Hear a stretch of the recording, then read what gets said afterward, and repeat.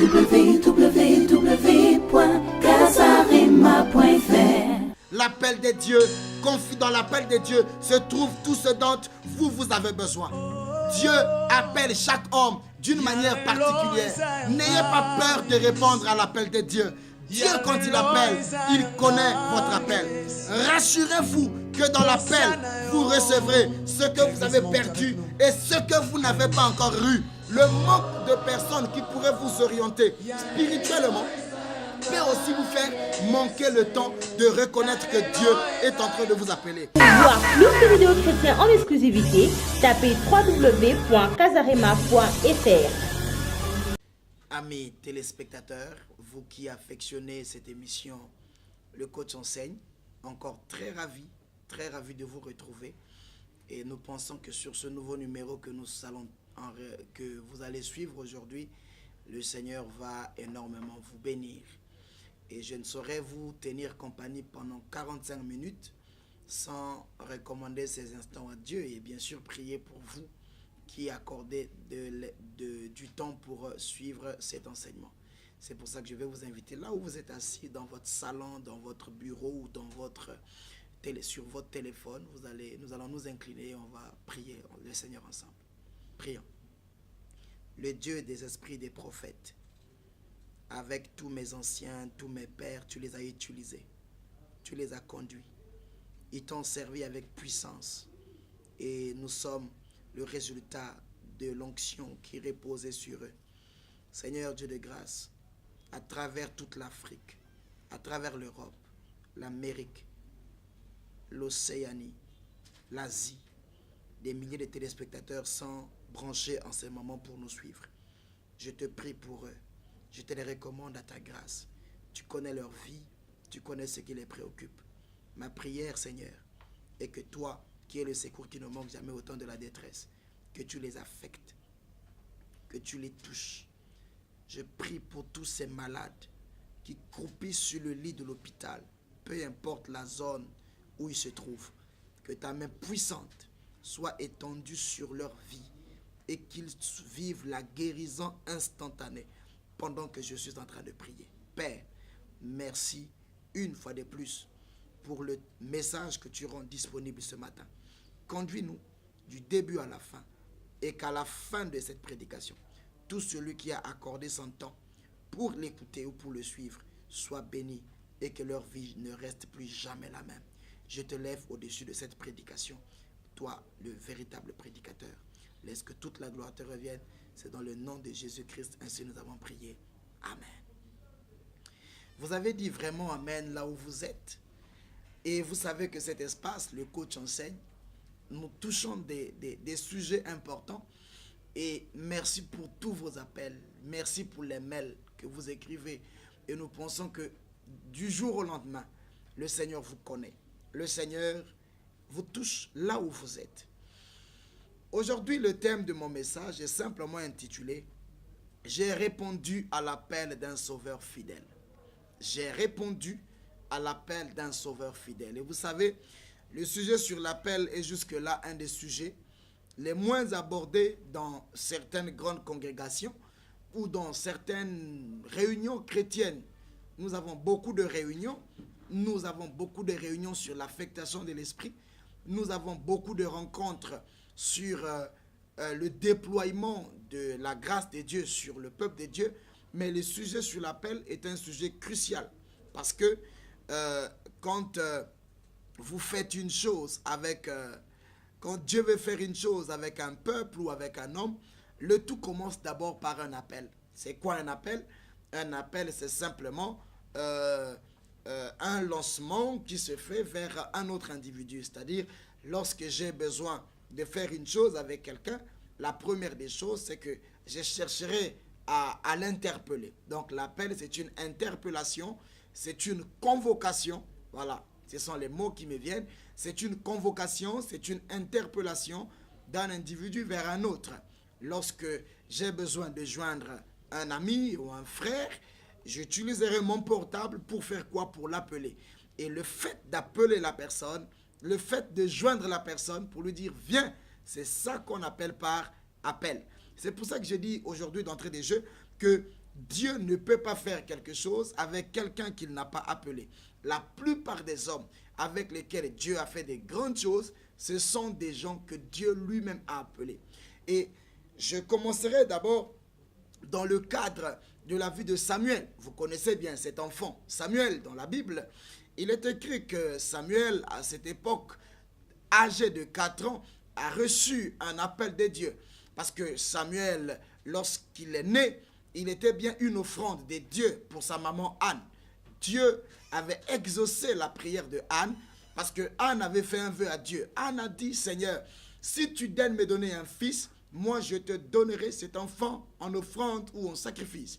Et lorsque Anne a déposé l'enfant Samuel dans le temple, et finalement à l'âge de 4 ans, la Bible dit que l'enfant Samuel servait Dieu, mais il ne connaissait pas Dieu. Voyez-vous, lorsqu'il n'y a pas d'appel, vous allez servir un inconnu. Vous allez être au service de quelqu'un, mais que vous ne connaissez pas. Et c'est très, très dangereux.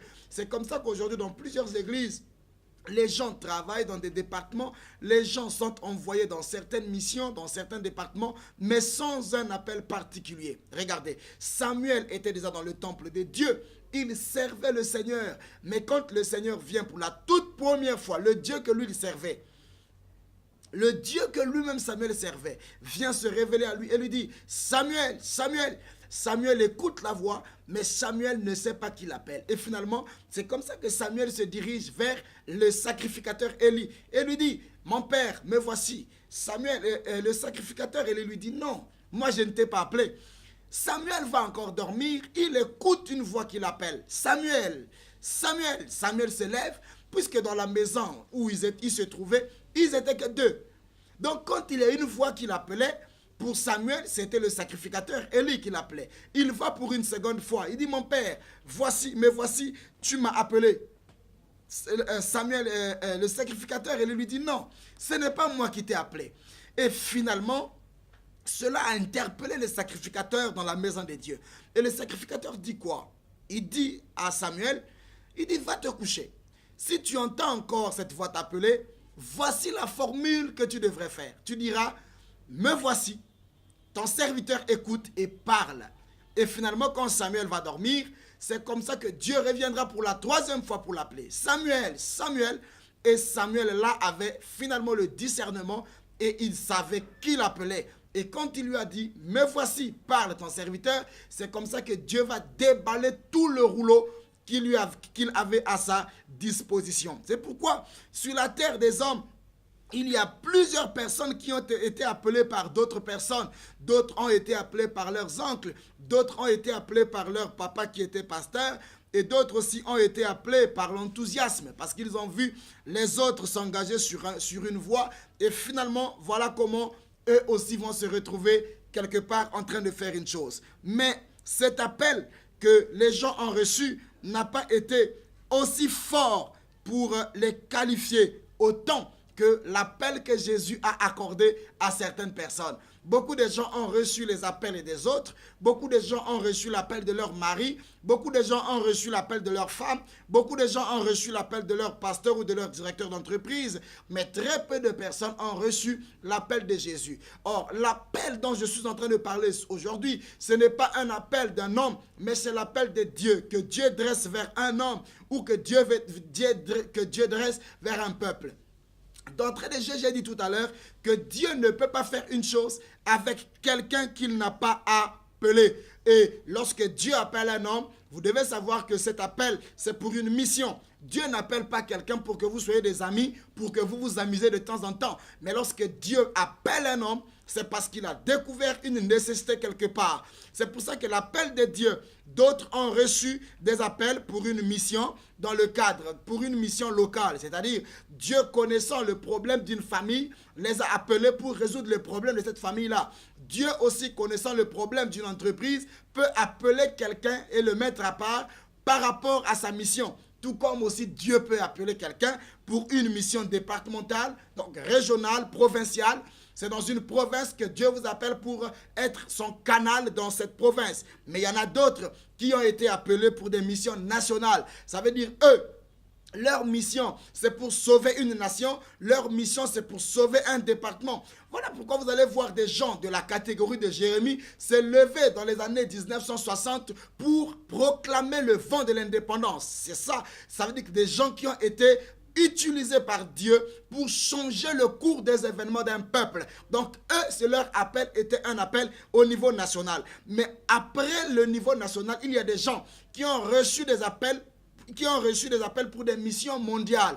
Ça veut dire, c'est ce que Jésus appelle. C'est ce que Matthieu 28, verset 19 à 20 nous dit. La Bible nous dit, allez partout. Ça veut dire, Jésus, dans son appel, ne nous appelle pas pour une mission locale, ni pour une mission départementale, non plus pour une mission nationale, mais pour un appel pour une mission mondiale. C'est pour ça que tous ceux qui ont été appelés par Dieu ne sont pas des locaux. Tous ceux qui ont été appelés par Dieu, ce sont des gens qui ont été appelés pour accomplir la volonté de Dieu dans le monde, ou la volonté de Dieu dans tout ce ils sont appelés à accomplir. Frères et sœurs, j'ai répondu à l'appel d'un sauveur fidèle. Frères et sœurs, vous qui nous suivez aujourd'hui, j'ai entendu pendant beaucoup de temps des discours sur la prospérité. J'ai entendu beaucoup de discours sur des guérisons miracles, mais beaucoup de personnes n'ont pas encore reçu l'appel de Dieu concernant leur vie. Frères et sœurs, je suis en train de parler d'une chose qui est importante. Donc, j'ai tout entendu. Depuis mon enfance, je fréquentais l'église. J'étais enfant de cœur. J'étais aussi enfant de cœur quelque part. Je servais déjà les messes, mais je n'avais pas encore entendu ce que je suis en train de parler en ces lieux. Je suis en train de parler d'une chose qui est vraie. Cette chose s'appelle l'appel. Alors, s'appelle l'appel. La chose dont je parle s'appelle l'appel. Excusez-moi de faire la répétition des mots. Donc, en temps réel, j'ai entendu de belles prédications, j'ai entendu de belles louanges, des belles adorations, mais sauf dans ces milieux-là où j'ai suivi toutes ces choses, je n'ai pas entendu l'appel de Dieu. Car Dieu, pour commencer à faire une chose avec vous, doit d'abord commencer par vous appeler. Et aujourd'hui, nous allons étudier minutieusement la vie de quelques personnages qui ont eu des histoires transformées et qui ont laissé l'impact sur la terre simplement parce qu'ils ont reçu l'appel de Dieu. Et c'est pour ça que beaucoup de personnes n'arrivent pas à reconnaître l'appel de Dieu à cause de la distraction qui les environne. Ils sont tellement distraits dans leur environnement. Dieu leur parle, mais ils ne comprennent pas. Ils suivent des prédications à travers la télé, la radio ou l'internet, à travers des livres, mais ils ne laissent pas Dieu simplement les utiliser. Tout à l'heure, j'ai commencé par parler de Samuel, mais il y a des Samuel dans les familles, il y a des Samuel dans les entreprises, il y a des Samuel dans les églises. Des Samuel qui entendent la voix de Dieu, mais qui ne savent pas discerner. Dieu les appelle à faire une chose, mais ils résistent à cet appel. Ils ne comprennent pas que Dieu est en train de les chercher pour les pousser à accomplir une mission. Il y a aussi des Samuel, non seulement qui sont distraits, parce qu'ils n'ont pas le discernement de reconnaître la personne qui les appelle, mais il y a aussi des Samuel, mais personne ne les oriente. Regardez ce qui se passe. Samuel reçoit l'appel, mais il va vers une personne. Cette personne a été tellement sincère pour lui dire, ce n'est pas moi qui t'ai appelé, mais voilà comment toi tu devrais réagir, parce que c'est Dieu qui t'a appelé et non un homme. Donc, le manque de personnes qui pourraient vous orienter spirituellement peut aussi vous faire manquer le temps de reconnaître que Dieu est en train de vous appeler. Et vous savez que si dans votre famille ou dans votre église, vous êtes habitué à offrir des services, quels que soient les services que vous offrez à une personne ou à un groupe, et si ce sont ces personnes qui sont censées être qui sont censées être des personnes qui devraient vous orienter, et que ces personnes étaient déjà habituées à vous dire des choses, ou vous étiez habitué à rendre un service quelque part, si ce sont ces personnes qui sont là pour vous orienter, lorsque vous recevez l'appel, sachez que l'appel vient bouleverser beaucoup de choses. Vous pouvez être là avec des programmes dans votre vie, avec des calculs que vous aviez envie de faire, mais sachez que l'appel peut bouleverser les calculs de la vie de quelqu'un. L'appel peut bouleverser les rêves de quelqu'un. L'appel peut bouleverser les ambitions de la vie de quelqu'un. Il n'y a pas autre chose chose qui a aussi bouleversé la vie des gens, changé le cours des événements, changé le destin de plusieurs personnes, comme l'appel. Frères et sœurs, j'ai répondu à l'appel d'un sauveur fidèle. Ici, je ne parle pas de l'appel de mon grand-père ou de mon arrière-grand-père, mais je parle de répondre à l'appel de Dieu, comme ceux qui l'ont fait. Dieu est venu se révéler à Abraham dans la maison de son père en Mésopotamie. Abraham avait une référence. Abraham avait un repère, la maison de son père. Et dans la maison de son père, Abraham avait tout, parce que son père, il est bien décrit dans le livre de la Genèse que son père était riche en Mésopotamie. Et donc son père avait une référence. C'était un homme riche. Mais quand Dieu vient dire à Abraham dans la maison de son père, quitte ta maison, quitte la maison de ton père, quitte ta patrie et va vers le pays que je te montrerai, vous allez comprendre que par là, l'appel de Dieu peut venir sortir quelqu'un dans un environnement dans lequel il n'était pas prêt à sortir.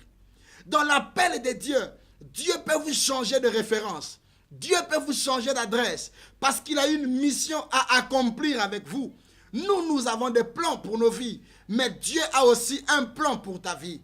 Dieu a des calculs pour toi qui ne sont pas peut-être calculs. Dans Ésaïe chapitre 55, le verset 8, il est dit: aussi sont élevés les cieux, aussi sont élevées les pensées de Dieu sur nous. Et à la fin, il dit: car les voies de Dieu ne sont pas comme nos voies et nos pensées ne sont pas comme celles de Dieu. C'est pour ça que quand Dieu appelle, il appelle pour une chose.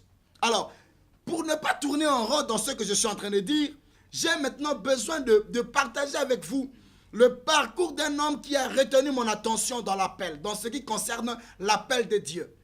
On en parle de moins en moins, mais lorsque j'étais en train de prier pour que le Seigneur me révèle ce que je devrais dire, et le Seigneur m'a conduit sur la vie de ce personnage. Je vais bien parler d'un homme qu'on appelle Matthieu. Vous connaissez, dans plusieurs de nos sermons, nous citons beaucoup de personnages, mais certains personnages ne sont pas cités. Pourquoi? Matthieu était un apôtre de Jésus-Christ. Et il faut savoir que quand vous recevez l'appel de Dieu, c'est pour deux choses. Vous recevez l'appel de Dieu pour deux choses. Premièrement, c'est pour devenir son instrument. C'est pour la première des choses pour laquelle Dieu nous appelle. Dieu nous appelle pour faire de nous des instruments de déploiement de sa gloire. C'est pour ça que vous pouvez devenir un instrument de Dieu pour être utile, soit dans la maison de Dieu, soit utile dans votre famille. Vous pouvez aussi être utile pour votre nation. Donc l'appel de Dieu ne s'arrête pas seulement pour faire de vous un homme occupé à prêcher, mais l'appel de Dieu peut faire de vous un instrument qui devrait servir à la gloire de Dieu et à sa louange. Donc, ça c'est la première des choses. Il vous appelle ou il nous appelle pour faire de nous un instrument. La deuxième des choses, Dieu nous appelle pour écrire une nouvelle page de notre vie. Dieu nous appelle pour écrire une nouvelle page de notre vie. Chacun de nous a un passé. Chacun de nous a des objectifs à atteindre. Mais quand Dieu appelle, Dieu ne tient pas parfois compte des rêves que vous avez dans la vie. Les pensées de Dieu en vous appelant, c'est parfois pour vous bloquer dans une ville, alors que vous avez besoin de quitter la ville. L'appel de Dieu aussi peut arriver parce que vous avez envie de quitter cet ami, alors que l'objectif de Dieu en vous appelant, c'est faire de vous un instrument pour le salut de cet ami que vous êtes en train de vouloir quitter. L'appel de Dieu peut aussi être pour servir la nation, alors que la nation est dans le chaos, et Dieu vous donne de l'intelligence afin d'être l'instrument de la transformation de la nation pour sa gloire. Mais lorsque vous voyez vos calculs, vous dites: moi, telle année, je ferai ceci, telle année, j'irai à tel endroit. Et lorsque Dieu sait que c'est vous qui devrez être l'instrument pour servir à sa gloire, il peut bloquer votre vie et vous utiliser là où vous êtes. Et quand le temps sera marqué, lui-même permettra que vous vous déplacez ou qu'il pourrait vous envoyer ailleurs. Frères et sœurs, retenez une chose. Quand Dieu appelle, c'est en ce moment qu'il nous donne le privilège de devenir ce que nous n'avons jamais imaginé de devenir. Je recommence. Quand Dieu appelle un homme, c'est là, dans l'appel qu'il te donne l'occasion de devenir ce que tu n'avais jamais rêvé de devenir. Beaucoup de gens ont des plans pour leur vie. Permettez-moi de revenir sur certains mots parce que ça me traverse l'esprit. Nous avons tous des calculs. Mais lorsque Dieu nous appelle, c'est parfois, c'est dans ce moment-là qu'il te montre qu'il est capable de maîtriser ton avenir. Il est capable de te donner un avenir que tu n'avais même rêvé être, vivre. Un avenir que tu n'avais jamais souhaité, dans lequel tu n'avais jamais souhaité être. Dans l'appel de Dieu, c'est là que Dieu trace un chemin pour toi, dans lequel il aura le regard sur toi, dans lequel il deviendra ton conseiller, dans lequel il sera même ton manager. Parce que quand Dieu appelle un homme, c'est à partir de l'appel que les regards du ciel se fixent sur un individu sur la terre. Vous pouvez mobiliser tout le ciel sur vous à partir de l'obéissance à l'appel de Dieu. Vous savez, il y a des gens sur la terre, ils marchent sur la même terre que vous, mais ils n'ont pas les mêmes qualités que vous.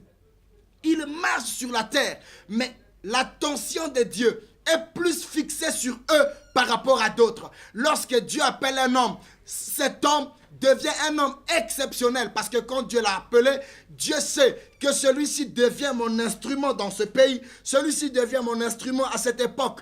Et donc Dieu mobilise l'armée céleste, Dieu mobilise les anges, Dieu mobilise les Saint-Esprit, Dieu mobilise les capacités, les talents pour équiper cet homme afin qu'il devienne un instrument. Par l'appel de Dieu, frères et sœurs, Dieu vous tend la main pour devenir son collaborateur direct. Un homme qui est appelé par Dieu, frères et sœurs, ce n'est pas un homme avec lequel on peut s'amuser. Parce qu'un homme appelé devient automatiquement un collaborateur direct.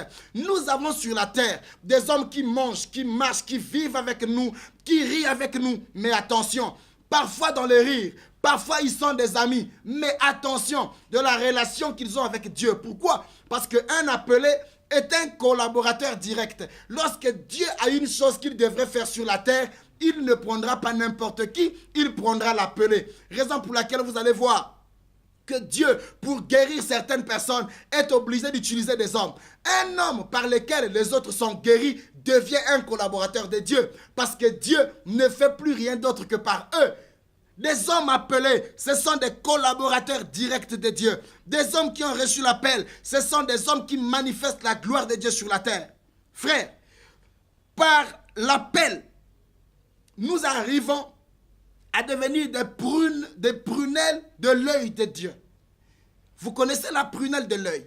La chose qui est noire dans notre œil là. C'est ce qu'on appelle par la prunelle. Et c'est pour ça que la Bible dit, lorsque quelqu'un touche un de ses appelés, il a touché à la prunelle de l'œil de Dieu. Donc attention avec la question de l'appel. Lorsque vous avez compris votre appel, vous devenez un homme distingué. Votre sommeil n'est plus comme le sommeil des autres. Votre environnement est sécurisé plus qu'un président de la République. Parce que là où vous marchez, les anges marchent devant vous pour vous escorter. Physiquement, vous êtes seul. Mais spirituellement, ceux qui ont des yeux voient que vous devenez un homme exceptionnel. Je parle de l'appel. Et lorsque vous répondez à l'appel, Dieu comprend qu'il peut manifester sa gloire.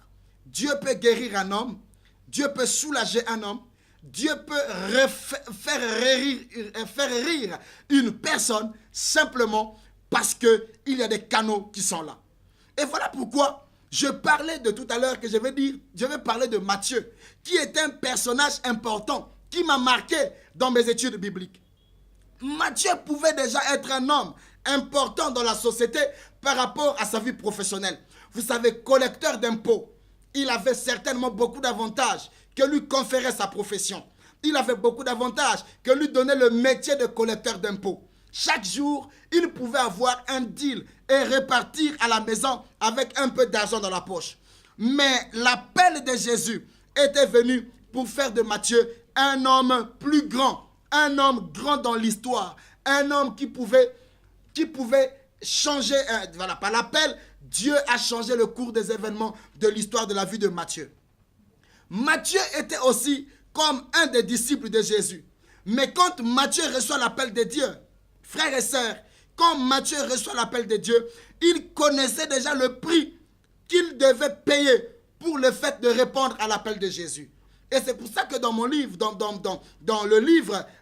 mon sermon de ce matin, je suis en train de parler de ce que j'ai tiré dans le livre de Matthieu, chapitre 9, le verset 9. Pour ceux qui n'ont pas noté les versets, je ne l'ai pas donné encore depuis le début parce que j'étais en train d'expliquer le parcours dans mon enseignement pour parler de l'appel. Donc, dans Matthieu 9, le verset 9, nous allons lire la parole de Dieu pour comprendre exactement ce que le Seigneur a promis. Dans Matthieu 9, le verset 9, il est écrit: de là étant allé plus loin, Jésus vit un homme assis au lieu des péages, donc collecteur d'impôts, et qui s'appelait Matthieu.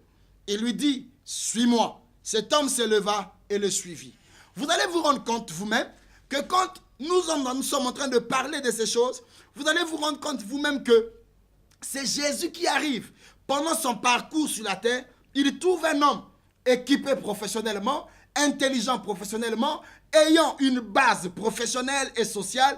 Mais quand Jésus le rencontre, la Bible dit, Jésus ne lui a pas demandé son avis pour lui dire: est-ce que tu peux me suivre? De son bureau où il était, ne sachant pas qu'il était père de famille, ne sachant pas qu'il était un dignitaire par rapport à son emploi, mais Jésus s'en fout de tous les restes qui entouraient sa vie. Ce qui avait préoccupé Jésus, c'est de lui dire simplement: suis-moi. Et vous savez la réaction de quelqu'un qui vient te dire sans tenir compte de ce que tu fais. Il ne sait pas que tu es occupé, tu dois aller demander la permission à quelqu'un. Il vient directement te dire: suis-moi. Et après t'avoir dit suis-moi, tu te lèves sans discuter, sans poser la question de là où vous allez partir. Il dit directement: suis-moi. Et le monsieur se lève et poursuivre Jésus. Quelle formidable réaction. À l'appel de Matthieu, Matthieu n'a pas hésité une seconde fois à l'appel de Jésus. Quand Jésus lui dit: suis-moi, Matthieu aussi laisse ce qu'il avait à faire. Il se lève et il se met à suivre Jésus. Il n'a pas hésité une seconde fois comme le font plusieurs personnes aujourd'hui. Dieu les appelle, ils ont des raisons. Dieu les appelle, mais ils ont des calculs. Dans Luc chapitre 9, le verset 52 à 62, vous allez comprendre, là Jésus donne le type de 3 personnes qui ont été appelées. Le premier, Jésus lui dit: viens et suis-moi. La personne dit: non Seigneur, tu sais, je dois d'abord aller demander la permission à mes parents. Jésus lui dit: tu n'es pas prêt. Un autre dit: non Seigneur, tu sais, je dois aller dire d'abord au revoir, je dois d'abord aller enterrer mon frère. Jésus lui dit: non, laisse les morts enterrer leurs morts. Matthieu n'a pas imaginé le danger, frères et sœurs, n'a pas imaginé le danger qui devait s'en suivre en laissant sa profession pour suivre un homme qui n'avait ni lit ni maison. L'appel de Dieu peut bouleverser pendant un temps la vie de quelqu'un. L'appel de Dieu peut bouleverser le destin d'un individu avec des références de base. Tu vas te lever, tu avais un emploi, tu deviens un sans emploi, tu suis un homme qui est lui-même sans avenir parce qu'il n'avait pas de maison. Il dormait par hasard. Mais qu'est-ce qui pouvait rassurer à cet homme le destin qu'il avait? En quittant sa fonction de collecteur d'impôts, frères et sœurs, il était conscient qu'il ne pourrait plus rejoindre, qu'il ne pourrait plus revenir dans cette profession. Matthieu, en recevant l'appel, quittait aussi définitivement la vie de collecteur d'impôts. Contrairement à d'autres disciples de Jésus qui, en recevant l'appel, pouvaient encore repartir faire leur profession. Vous voyez, Matthieu a reçu l'appel, il a quitté sa profession et il est parti définitivement pour suivre Jésus. Par contre, Pierre, en recevant l'appel, pouvait repartir encore faire la pêche. Et même étant avec Jésus, Jésus quelque part lui a dit, lorsqu'on lui a dit: Seigneur, il faut payer l'impôt. Jésus a dit à Pierre: répare pêcher. Quand tu prendras le poisson, tu pourrais dire enfin, tu pourras ouvrir la bouche du poisson et tu prendras l'argent qui se trouve dans le fond de ce poisson pour simplement servir. Donc, Matthieu, en quittant l'appel, plutôt en recevant l'appel, quittait professionnellement tout ce qu'il avait déjà, tout ce qu'il était en train de faire. Mais l'appel de Matthieu lui a mené à une coupure, à rompre définitivement avec son passé. L'appel de Matthieu a permis que Matthieu puisse rompre définitivement. Il a rompu définitivement. Et 2 choses ont suivi l'appel de Matthieu. Je recommence. 2 choses ont suivi l'appel de Matthieu. Et ce sont ces 2 choses qui nous suivent, nous aussi, une fois que nous répondons à l'appel de Dieu. Il y a 2 choses. La première des choses, Jésus donne à Matthieu une nouvelle vie. Quand Matthieu répond à l'appel de Jésus, Jésus lui donne une nouvelle vie, laquelle il n'appartient pas seulement à un nouveau groupe de personnes. Il n'appartient pas seulement à un nouveau groupe de personnes qu'il avait déjà servi. Mais Matthieu, en répondant à l'appel, est en train d'opter pour une nouvelle vie.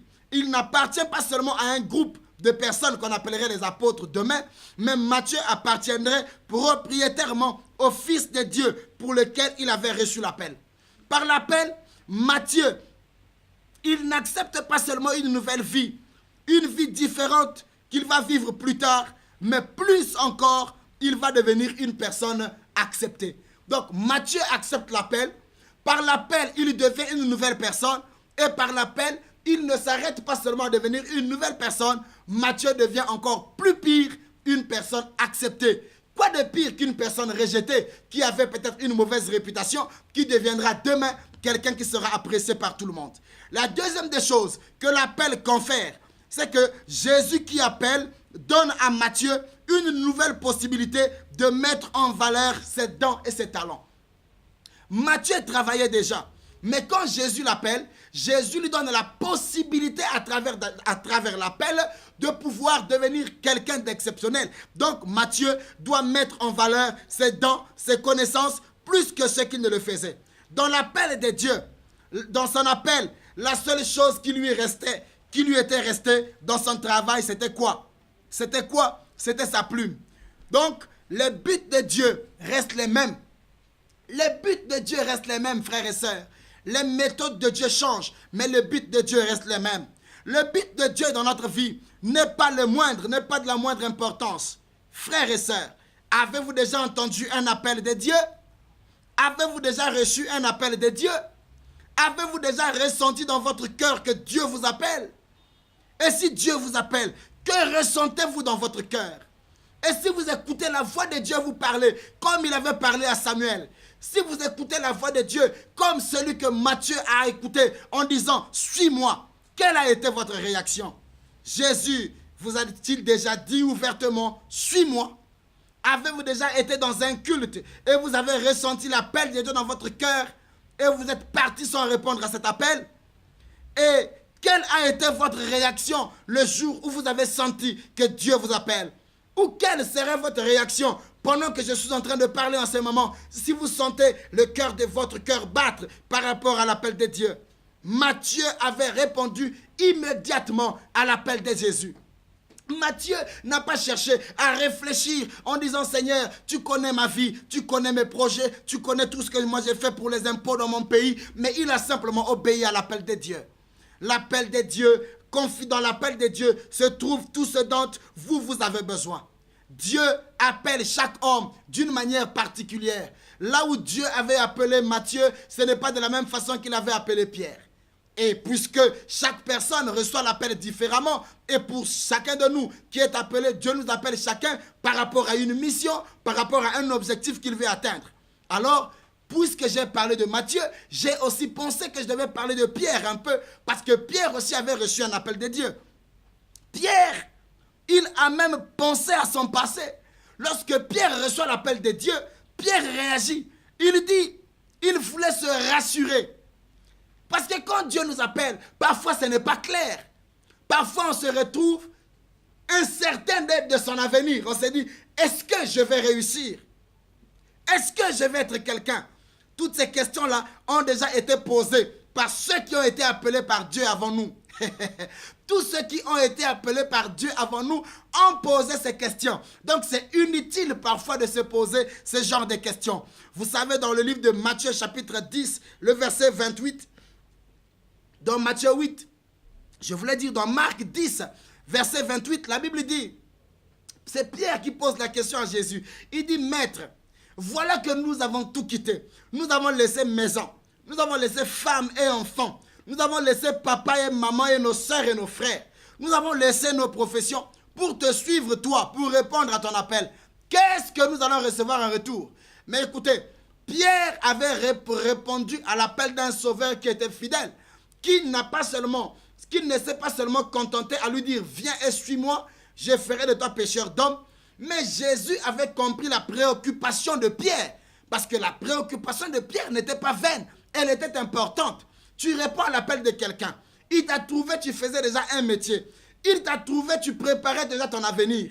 Et maintenant, il t'appelle, tes rêves de la vie sont bouleversés. Mais il doit te rassurer exactement de ce qu'il va faire pour toi. Jésus lui dit, personne qui ayant quitté mère, père, terre, maison, travail à cause de moi et qui n'ait pas reçu en retour de ce siècle présent les choses qu'il va voir et au siècle à venir la vie éternelle. La réponse de Pierre ne s'arrêtait que sur des questions matérielles. Non, plutôt la question de Pierre ne s'arrêtait que sur des questions matérielles, mais la réponse de Jésus est allée au-delà des préoccupations de Pierre. Les préoccupations de Pierre ont été répondues au-delà par Jésus, parce que Jésus a répondu sur les préoccupations terrestres, mais il a aussi répondu sur les préoccupations à venir. Frère, mais même si vous vous êtes inquiété de l'avenir, laissez-moi vous dire une chose. L'avenir appartient à celui qui vous appelle. N'ayez pas peur de répondre à l'appel de Dieu. Dieu, quand il appelle, il connaît votre appel. Rassurez-vous que dans l'appel, vous recevrez ce que vous avez perdu et ce que vous n'avez pas encore eu. Vous allez l'avoir dans votre appel. Dieu prépare l'avenir des appelés. Alléluia. Dieu prépare l'avenir des appelés. Dieu prépare l'avenir des appelés. Parle pour la vie de maintenant et pour toujours. Vous marquerez la différence entre ceux qui servent Dieu et ceux qui ne le servent pas, parce que vous avez répondu à l'appel de Dieu. Les moyens, l'argent, les biens matériels, l'honneur et la dignité se trouvent dans l'appel que Dieu vous accorde. Pourquoi voulez-vous une vie fabriquée par vous-même que d'attendre et de répondre à l'appel de quelqu'un qui est capable de vous donner un avenir qu'aucun humain ne pouvait vous rassurer? Frères et sœurs, beaucoup de gens ont eu le train de vie qu'ils ont aujourd'hui, pas parce qu'ils l'ont fabriqué, mais parce qu'ils ont répondu à l'appel de Dieu. Et en répondant à cet appel, Dieu a pensé prendre soin d'eux. Donc, dès le début, Dieu fait de lui un homme responsable, un homme de responsabilité des archives. Matthieu, Dieu l'utilise puissamment. Maintenant, l'appel de Jésus lui permet d'utiliser ses dons, lui permet d'utiliser ses charismes, lui permet d'utiliser ses talents. Tout ce que Dieu avait préparé, avait enfoui en lui. Maintenant, Dieu le lui donne. La vie de Dieu montre que chacun de nous peut faire partie de son œuvre. J'ai compris, frères et sœurs, que Dieu donne à celui à qui Dieu donne à chacun de nous ce qu'il a réservé depuis longtemps dans l'appel. Tout celui qui répond consciemment à l'appel de Dieu retrouve ce que dans le destin il avait perdu parce qu'il était loin de Dieu, mais Dieu le lui confère simplement parce qu'il obéit et parce qu'il reconnaît que Dieu l'a appelé. Dieu nous confie d'avance des dons, Dieu nous confie d'avance des talents, mais c'est en répondant à son appel que ces talents-là peuvent s'exploser, que ces talents-là peuvent aller de l'avant. Oui, frères et sœurs, si tu réponds à son appel, une réelle aventure peut alors commencer entre toi et Dieu.